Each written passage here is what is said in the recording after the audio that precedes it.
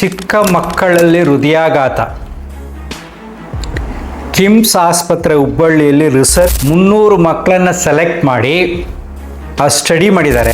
70% ಮಕ್ಕಳಲ್ಲಿ ಹೃದಯಾಘಾತದ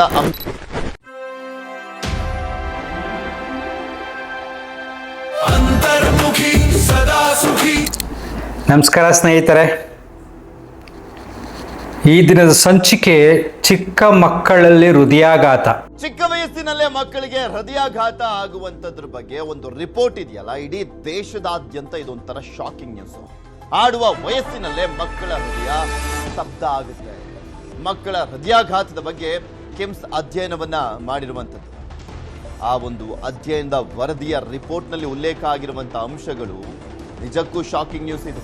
ಅಧ್ಯಯನದಲ್ಲಿ ಹೃದಯಾಘಾತಕ್ಕೆ ಕಾರಣಗಳನ್ನ ಪತ್ತೆ ಹಚ್ಚಲಾಗಿದೆ. 70% ಮಕ್ಕಳಲ್ಲಿ ಹೃದಯಾಘಾತದ ಅಂಶ ಪತ್ತೆಯಾಗಿದೆ.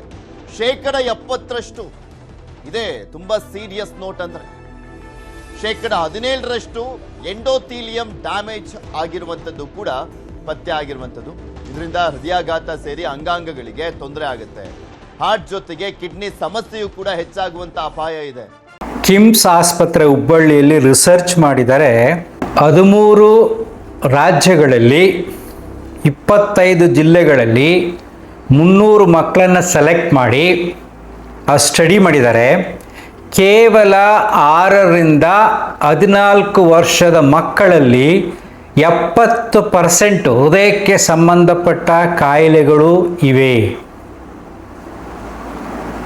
90%, 70ರಲ್ಲಿ 90% ಮಕ್ಕಳಿಗೆ ಹೃದಯದ ರೋಗ ಇದೆ ಅನ್ನೋದು ಗೊತ್ತಾಗಿದೆ. ಇನ್ನೂ ರಿಸರ್ಚ್ ಮಾಡ್ತಾ ಇದ್ದಾರೆ. ಇದು ಏನೋ ಯಾರೋ ಹೇಳಿದ ಕಥೆ ಅಲ್ಲ. ಕಿಮ್ಸ್ ಆಸ್ಪತ್ರೆಯ ವೈದ್ಯರು ನೀಡಿರುವ ಮಾಹಿತಿ. ಈಗ ನಾನು ನಿಮ್ಗೇನು ಹೇಳ್ತಾ ಇದ್ದೇನೆ, ಇದು ಸೀರಿಯಸ್ ಫ್ಯಾಕ್ಟರ್. ಇದು ಈಗಿನ ಕಾಲದ ಮಕ್ಕಳಲ್ಲಿ, ಚಿಕ್ಕ ಮಕ್ಕಳಲ್ಲಿ 6ರಿಂದ 14 ವರ್ಷದ ಮಕ್ಕಳಲ್ಲಿ ಸಕ್ಕರೆ ಕಾಯಿಲೆ ಬರ್ತಾ ಇದೆ, BP ಬರ್ತಾ ಇದೆ, ಸ್ಟ್ರೆಸ್ ರಿಲೇಟೆಡ್ ಕಾಯಿಲೆಗಳು ಬರ್ತಾ ಇದೆ, ಆಸ್ತಮಾ ಬರ್ತಾ ಇದೆ. ಇದಕ್ಕೆಲ್ಲ ಮೂಲ ಕಾರಣ ಯಾರು ಅಂದರೆ, ಅಪ್ಪ ಅಮ್ಮಂದಿರಿಗೆ ಆರೋಗ್ಯದ ಬಗ್ಗೆ ಕಾಳಜಿ ಇಲ್ಲದಿರುವುದು, ಅವರು ನಡೆದು ಬಂದ ದಾರಿಯನ್ನು ಮರೆತಿರುವುದು, ಮತ್ತು ನಗರದ ಜೀವನದಲ್ಲಿ ಒದ್ದಾಟ ಆಡ್ತಾ ಇರೋದು. ಇವೆಲ್ಲ ಕಾರಣಗಳಿದ್ದರೂ ಕೂಡ ಅವ್ರು ಸ್ಟಡೀಸ್ ಮಾಡಿದ್ದಾರೆ ಈ ಕಾಯಿಲೆ ಜಾಸ್ತಿ ಆಗೋಕ್ಕೆ ಏನೇನು ಸಮಸ್ಯೆಗಳು ಅಂತ. ಜಂಕ್ ಫುಡ್ಡು, ವ್ಯಾಯಾಮ ಇಲ್ಲದೆ ಇರೋದು, ಅಧಿಕ ಒತ್ತಡ, 3 ಪಾಯಿಂಟ್ಸ್. ಮಕ್ಕಳಲ್ಲಿ ಜಡತ್ವ ಜಾಸ್ತಿ ಆಗಿದೆ ಅಂತ ರಿಸರ್ಚ್ ಮಾಡಿದ್ದಾರೆ. ವ್ಯಾಯಾಮಗಳು ಕಡಿಮೆ ಆಗಿದೆ. ನಿಮಗೊಂದು ಸರಳವಾಗಿ ಹೇಳ್ತೀನಿ, ಸ್ವಲ್ಪ ಯೋಚನೆ ಮಾಡಿ ನೋಡಿ. ಈಗ ನನ್ನ ಜೀವನದಲ್ಲಿ ಚಿಕ್ಕ ಮಗುವಾಗಿದ್ದಾಗ ನಮ್ಮ ಹಳ್ಳಿಯಿಂದ ಇನ್ನೊಂದು ಹಳ್ಳಿಗೆ ಶಾಲೆಗೆ ಹೋಗ್ಬೇಕಾಯ್ತು. ಗೋರ್ಮೆಂಟ್ ಶಾಲೆ, ಸರ್ಕಾರಿ ಶಾಲೆಗೆ ಹೋಗ್ಬೇಕಾದಾಗ ನಮ್ಮ ಮನೆಯಿಂದ ಸಿಂಗಸಂದ್ರ ಅಂತ 2 ಕಿಲೋಮೀಟರ್ ನಡ್ಕೊಂಡು ಹೋಗ್ಬೇಕು. 2 ಕಿಲೋಮೀಟರ್ ನಡ್ಕೊಂಡು ಬರಬೇಕು. ನಡ್ಕೊಂಡು ಬರಬೇಕಾದ್ರೆ ಆ ಪ್ರಕೃತಿಯ ಸೌಂದರ್ಯ, ಮಳೆಗಾಲದಲ್ಲಿ ತುಂಬಿದ ಕೆರೆ ಏರಿ ಮೇಲೆ ಬರಬೇಕಾಗಿತ್ತು.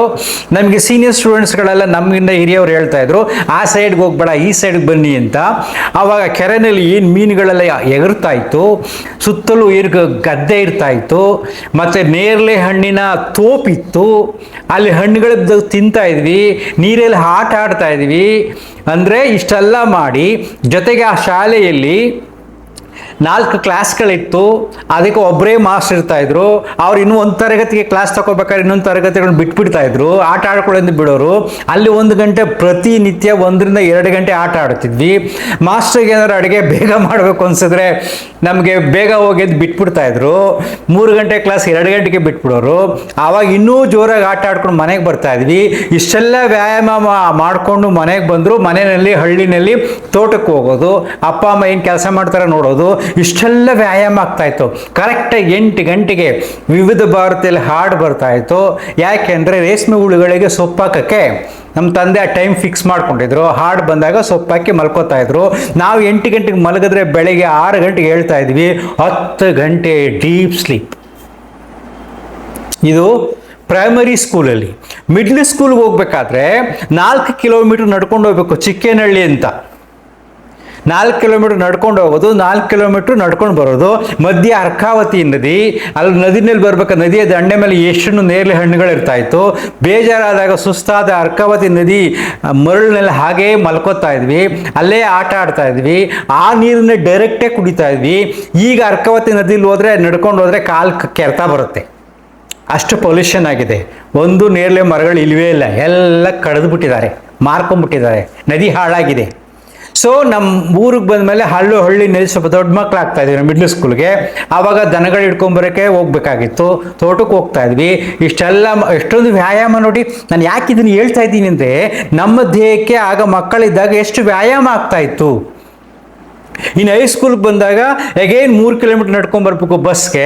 ಅಲ್ಲಿಂದ ಕನಕಪುರಕ್ಕೆ ಹೋಗಿ, ಅಲ್ಲಿ ರೂರಲ್ ಹೈಸ್ಕೂಲು, ಅಲ್ಲಿ ದೊಡ್ಡ ಪ್ಲೇ ಗ್ರೌಂಡು, ಅಲ್ಲಿ ಪ್ರತಿನಿತ್ಯ 1 ಅವರ್ ಯಾವ್ದಾರ ಒಂದು ಆಟ ಆಡ್ತಾ ಇದ್ವಿ. ಪುನಃ ಅಲ್ಲಿಂದ ನಡ್ಕೊಂಡು ಬರ್ತಾ ಇದ್ವಿ, ಬಸ್ ಹಿಡಿಬೇಕಾದ್ರೆ ಓಡ್ತಾ ಇದ್ವಿ, ಮನೆಗೆ ಬಂದು ಊಟ ಮಾಡ್ತಾ ಇದ್ವಿ, ಎಕ್ಸಾಮ್ ಟೈಮ್ ಪ್ರಿಪೇರ್ ಆಗ್ತಾ ಇದ್ವಿ. ನೋ ಹೋಮ್ ವರ್ಕ್, ನಥಿಂಗ್, ಪುಸ್ತಕಗಳು ಬರೀ 1, 2, 3 ಅಷ್ಟೇ. ನಮ್ಮ ಜೀವನ ಹೀಗಿತ್ತು. ಸೊ ಅದನ್ನು ನೀವು ಕಂಪೇರ್ ಮಾಡ್ಕೊಳ್ಳಿ, ಯಾಕೆಂದರೆ ತುಂಬ ಡೀಟೇಲ್ಸ್ ಕಥೆ ಇದು. ಹಳ್ಳಿಯ ಜೀವನ ಆಗ ಆ ರೀತಿ ಇತ್ತು. ಈಗ ಅದೇ ಹಳ್ಳಿನಲ್ಲಿ, ಇದನ್ನ ಹೇಳೋಕ್ಕೋಸ್ಕರ ನಾನು ಇಷ್ಟೊಂದು ಕಥೆನ ಹೇಳಿದ್ದೀನಿ. ನಮ್ಮ ಹಳ್ಳಿನಲ್ಲಿ ಈಗ ಸ್ಕೂಲ್ ವ್ಯಾನ್ಗಳು ಬರ್ತವೆ, ಕಾನ್ವೆಂಟ್ಗಳಿಗೆ ಮಕ್ಕಳನ್ನ ಕಳಿಸ್ತಾ ಇದ್ದಾರೆ, ಸರ್ಕಾರಿ ಶಾಲೆಗಳು ಮುಚ್ತಾ ಇವೆ. ಈಗ ಫ್ಯಾಷನ್ ಆಗ್ಬಿಟ್ಟಿದೆ. ನನ್ನ ಮಗು ಕಾನ್ವೆಂಟ್ಗೆ ಹೋಗುತ್ತೆ, ಶೂ ಹಾಕ್ಕೊಂಡು ಯೂನಿಫಾರ್ಮ್ಗಳು ಹೋಗುತ್ತೆ ಅಂದರೆ ಒಂದು ಹೆಮ್ಮೆ.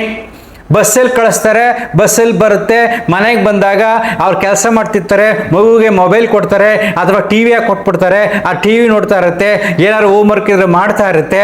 ಆ ಮಗುಗೆ ಯಾವುದೇ ರೀತಿಯಾದ ವ್ಯಾಯಾಮ ಇಲ್ಲ. ಅಲ್ಲಿ ಶಾಲೆಯಲ್ಲಿ ಬೇಕಾಷ್ಟು ಮಕ್ಕಳುಗಳಿರ್ತವೆ, ಮೇಂಟೈನ್ ಮಾಡೋದು ತುಂಬ ಕಷ್ಟ. ಒಳ್ಳೆ ಕಲ್ಚರಲ್ ಪ್ರೋಗ್ರಾಮ್ಸು, ಸ್ಪೋರ್ಟ್ಸ್ ಅವೆಲ್ಲ ತುಂಬ ಕಡಿಮೆ, ಎಲ್ಲೋ ಒಂದೊಂದು ಶಾಸ್ತ್ರಕ್ಕೋಸ್ಕರ ಮಾಡ್ತಾರೆ, ವ್ಯಾಯಾಮ ಇಲ್ಲವೇ ಇಲ್ಲ. ಸೊ ನಮ್ಮ ಬದುಕಿನಲ್ಲಿ ಎಷ್ಟೊಂದು ವ್ಯಾಯಾಮ ಆಯಿತು, ಈಗಿನ ಮಕ್ಕಳಲ್ಲಿ ಎಷ್ಟೊಂದು ವ್ಯಾಯಾಮ ಇದೆ. ಸಿಟಿನಲ್ಲಿ ನೋಡ್ತಾ ಇರಿ, ಶಾಲೆಗಳಲ್ಲಿ ನಮ್ಮ ಉತ್ತರಹಳ್ಳಿ ಮೇನ್ ರೋಡಲ್ಲಿ ಎಷ್ಟೊಂದು ಶಾಲೆಗಳಿದೆ ಗೊತ್ತಾ? ಅವ್ರಿಗೆಲ್ಲ ಎಲ್ಲಿದೆ ಪ್ಲೇ ಗ್ರೌಂಡು, ಏನು ಜನ ರಶ್ ಇರುತ್ತೆ, ಲಕ್ಷಾಂತರ ರೂಪಾಯಿ ದುಡ್ಡು ಕೊಟ್ಟು ಡೊನೇಷನ್ ಕೊಟ್ಟು ಸೇರಿಸಿರ್ತಾರೆ. ಅಲ್ಲಿ ಏನು ಭಯಂಕರವಾದ ಹೋಮ್ವರ್ಕ್ ಕೊಡ್ತಾರೆ, ರಾಶಿ ಬುಕ್ಸ್ ಕೊಡ್ತಾರೆ. ಮಕ್ಕಳಿಗೆ ವ್ಯಾಯಾಮ ಇಲ್ಲ, ಶಾಸ್ತ್ರಕ್ಕೋಸ್ಕರ ಯಾವುದೋ ಸಣ್ಣ ಪುಟ್ಟ ಎಕ್ಸಸೈಸ್ ಮಾಡಿಸ್ತಾರೆ, ಅವಾಗ ಯಾವುದೇ ವ್ಯಾಯಾಮ ಇಲ್ಲ.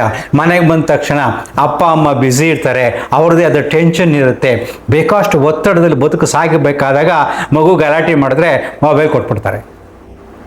ಆ ರಿಸರ್ಚ್ ರಿಪೋರ್ಟಲ್ಲಿ ಇದನ್ನು ಹೇಳಿದ್ದಾರೆ, ಮೊಬೈಲ್ ಜಾಸ್ತಿ ಯೂಸ್ ಮಾಡೋದ್ರಿಂದ ಅವರಿಗೆ ವ್ಯಾಯಾಮದ ಕಡೆ ಗಮನ ಹರಿಸೋಕ್ಕೆ ಟೈಮ್ ಸಿಗಲ್ಲ. ಏನಿಲ್ಲ ಏನಾದ್ರು ಮಾಡ್ಬೇಕು ಅನ್ಸುತ್ತೆ, ಮೊಬೈಲ್ ನೋಡ್ಕೊಂಡೇ ಕುಳಿತಿದ್ರೆ ಏನು ಮಾಡಬೇಕು ಅನ್ಸುತ್ತೆ ಅಲ್ವಾ? ಯೋಚನೆ ಮಾಡಿ ನೋಡಿ. ಸೊ ಮಕ್ಕಳು, ಚಿಕ್ಕ ಮಕ್ಕಳು ಊಟ ಮಾಡ್ಸೋಕೆ ಮೊಬೈಲ್ ಕೊಡ್ತಾರ್ರಿ, ಊಟ ಮಾಡ್ಸೋಕೆ ಮೊಬೈಲ್ ಕೊಡೋದು. ಕಾಮನ್ ಸೆನ್ಸ್ ಅನ್ನೋದು ಇಲ್ವೇ ಇಲ್ಲ ಎಜುಕೇಟೆಡ್ ಪೇರೆಂಟ್ಸ್ಗೆ. ಸೊ ಹೀಗಾಗ್ಬಿಟ್ಟು ಮಕ್ಕಳಲ್ಲಿ ಜಾಸ್ತಿ ಕಾಯಿಲೆ ಬರ್ತಾ ಇದೆ. ಯಾವುದು? ಹೃದಯ ಸಂಬಂಧಿ ಕಾಯಿಲೆಗಳು, ಸಕ್ಕರೆ ಕಾಯಿಲೆಗಳು, BP-ಗಳು, ಇವೆಲ್ಲವೂ ಬರ್ತಾ ಇದೆ. ನಾವೇ ನೋಡ್ತಾ ಇದ್ದೀವಿ. ಮಕ್ಕಳಿಗೆ ವ್ಯಾಯಾಮ ಸಾಲ್ತಾ ಇಲ್ಲ, ಅಪ್ಪ ಅಮ್ಮನಿಗೆ ಅವೇರ್ನೆಸ್ ಇಲ್ಲ. ಜಂಕ್ ಫುಡ್ಡು ಏನೇನು ಬೇಕು ಬೇಕ್ರಿಯಿಂದ, ಶ್ರೀಮಂತಿಕೆಯ ಸ್ಟೈಲ್ ಅಂದರೆ ಹೊರಗಡೆಯಿಂದ ತರೋದು, ಹೋಟ್ಲಿಂದ ತರಿಸೋದು, ಹೋಟ್ಲಿಗೆ ಹೋಗಿ ತಿನ್ನೋದು, ಇದು ಶ್ರೀಮಂತಿಕೆಯ ಸ್ಟೈಲ್ ಅನ್ಕೊಂಡ್ಬಿಟ್ಟಿದ್ದಾರೆ. ಅಲ್ಲ, ಅಜ್ಞಾನಿಗಳ ಸ್ಟೈಲು. ಸಾಧ್ಯವಾದಷ್ಟು ಮಟ್ಟಿಗೆ ಈಗಿನ ಕಾಲಘಟ್ಟದಲ್ಲಿ ಮನೆಯಲ್ಲೇ ಅಡುಗೆ ಮಾಡ್ಕೊಂಡು ತಿನ್ಬೇಕು ನಾವು. ಯಾವಾಗಲೂ ಒಂದ್ಸರಿ ಹೊರಗಡೆ ಹೋಗ್ಬೇಕು ಅಷ್ಟೇ. ಈವನ್ ನಿಮ್ಗೆ ಆಶ್ಚರ್ಯ ಆಗುತ್ತೆ, ನಾನು ಮದುವೆ ಮನೆಗಳಿಗೆ ಹೋದರೆ ಊಟನ ಅವಾಯ್ಡ್ ಮಾಡ್ತೀನಿ. ಯಾಕೆಂದ್ರೆ ಮದುವೆ ಸ್ವಚ್ಛವಾಗಿ ಮಾಡ್ತಾರೆ, ಆದರೂ ಕೂಡ ಜಾಸ್ತಿ ಎಣ್ಣೆ ಹಾಕ್ತಾ ಇರ್ತಾರೆ, ಏನೇನೋ ಮಾಡ್ತಾರೆ ಅಂತ ನಾನು ಅವಾಯ್ಡ್ ಮಾಡ್ತೀನಿ. ಸೊ ನೀವು ಚಿಂತನೆ ಮಾಡಬೇಕು, ಅಪ್ಪ ಅಮ್ಮಂದಿರು, ಇದು ಸೀರಿಯಸ್ ಇಶ್ಯೂ. ಏನು ಸುಮ್ಮನೆ ಏನೋ ಮಾತಾಡ್ತಾ ಇದ್ರೆ ಕುಳಿತುಕೊಂಡು ಅನ್ಕೋಬೇಡಿ. ನಾನು ಯೋಗ ಟೀಚರ್ ಆದ್ದರಿಂದ ತುಂಬ ಜನ ನೋಡ್ತಾ ಇರ್ತೀನಿ, ಅವ್ರ ಜೊತೆ ಮಾತಾಡ್ತಾ ಇರ್ತೀನಿ. ಚಿಕ್ಕ ಮಕ್ಕಳಲ್ಲಿ ರೋಗಗಳು, ಈ ರೀತಿಯಾದ ಕಾಯಿಲೆಗಳು ಜಾಸ್ತಿ ಆಗ್ತಾ ಇದೆ. ಕಾರಣ ಪೋಷಕರು, ಕಾರಣ ಜೀವನ ಶೈಲಿ ಸರಿಯಾಗಿ ಅರ್ಥ ಮಾಡ್ಕೊಂಡಿಲ್ಲ. ನನ್ನ ಮಗುವಿಗೆ ಬೆಳಗ್ಗೆಯಿಂದ ಸಂಜೆವರೆಗೆ ಅದು ಎಷ್ಟು ಆ್ಯಕ್ಟಿವ್ ಆಗಿದೆ, ಎಷ್ಟು ವ್ಯಾಯಾಮ ಮಾಡ್ತಾ ಇದೆ, ಏನು ಮಾಡೋಕ್ಕಾಗ್ದ ಅಟ್ಲೀಸ್ಟ್ ಒಂದು ಯೋಗ ಮಾಡಿಸ್ತಾ ಇದ್ದೀವಾ, ಇಲ್ಲ ಒಂದು ವಾಕಿಂಗ್ ಮಾಡಿಸ್ತಾ ಇದ್ದೀವಾ, ಬೇರೆ ಒಂದು ಅರ್ಧ ಗಂಟೆ ಮಕ್ಕಳ ಜೊತೆ ನಿಂತ್ಕೊಂಡು ಏನಾದರೂ ಎಕ್ಸಸೈಸ್ ನಾನು ಮಾಡಿಸ್ತಾ ಇದ್ದೀನಾ ಅನ್ನತಕ್ಕಂಥ ಚಿಂತನೆ ಇರಬೇಕು. ನೀವು ಡಿಗ್ರಿ ಮಾಡಿಕೊಂಡು ಬೆಂಗಳೂರಿಗೆ ಬಂದುಬಿಟ್ಟು ಗಂಟೆ ಕೆಲಸಕ್ಕೆ ಹೋಗ್ತಾ ಇರ್ತಾರೆ, ಮನೇಲಿ ಹೆಂಡ್ತಿದಿರ್ತೀರ, ಅವರು ಗಮನ ಹರಿಸ್ಬೇಕು. 1 ಗಂಟೆ ಅಟ್ಲೀಸ್ಟ್ ಸ್ಕಿಪ್ಪಿಂಗ್ ಮಾಡೋದು, ಯಾವುದೋ ಯೂಟ್ಯೂಬ್ ನೋಡಿಕೊಂಡು ಸೂರ್ಯ ನಮಸ್ಕಾರ ಅದು ಕಲ್ತ್ಕೊಂಡು ಅವ್ರ ಜೊತೆ ಪ್ರಾಕ್ಟೀಸ್ ಮಾಡೋದು, ನೀವು ಮಾಡೋದು. ಆದರೆ ಇಲ್ಲಿ ತುಂಬ ಜನ ಹೆಣ್ಮಕ್ಳು ಅವರೇ ಟಿ ವಿಗೆ ಅಡಿಕ್ಟ್ ಆಗ್ಬಿಟ್ಟಿರ್ತಾರೆ, ಅವರೇ ಮೊಬೈಲ್ಗೆ ಅಡಿಕ್ಟ್ ಆಗ್ಬಿಟ್ಟಿರ್ತಾರೆ, ಮಕ್ಕಳಿಗೆ ಮೊಬೈಲ್ ಕೊಟ್ಬಿಡ್ತಾರೆ. ಕಾಮನ್ ಸೆನ್ಸ್ ಅನ್ನೋದು ಇರೋದಿಲ್ಲ, ಜನರಲ್ ನಾಲೆಡ್ಜ್ ಅನ್ನೋದು ಇರೋದಿಲ್ಲ. ಆಗ ಸಮಸ್ಯೆ ಆಗತ್ತೆ. ಸಮಸ್ಯೆ ಆದಾಗ ಆಸ್ಪತ್ರೆಗೆ ಓಡ್ತಾ ಇರ್ತಾರೆ.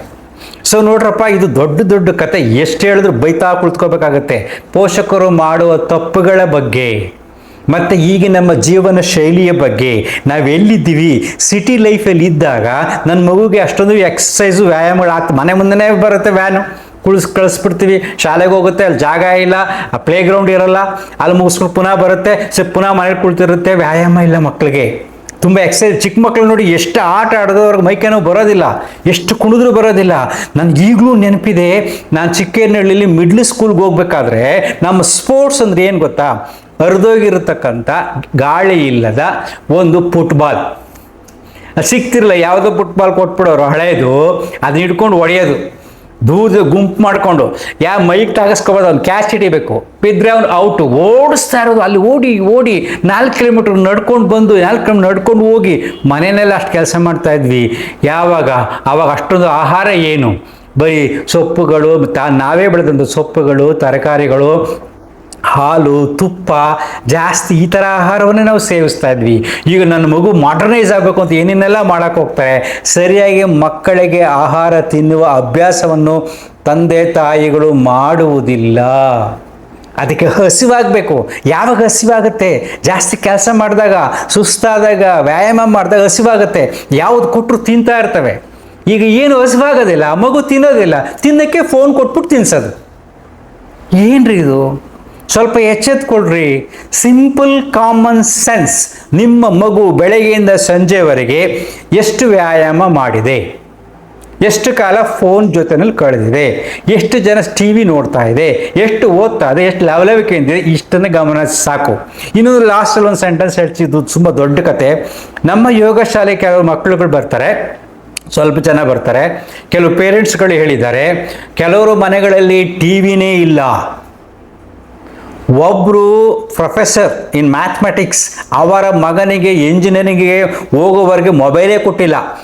ಕಮ್ಯುನಿಕೇಷನ್ಗೋಸ್ಕರ ಅದೇ ಚಿಕ್ಕ ಮೊಬೈಲ್ ಇರ್ತಾವಲ್ಲ, ಅದರಲ್ಲಿ ಏನಿರಲ್ಲ, ಕೀಪ್ಯಾಡ್ ಮೊಬೈಲು, ಅದನ್ನು ಕೊಟ್ಟಿದ್ದಾರೆ ಇಂಜಿನಿಯರಿಂಗ್ ಹೋಗೋವರೆಗೂ.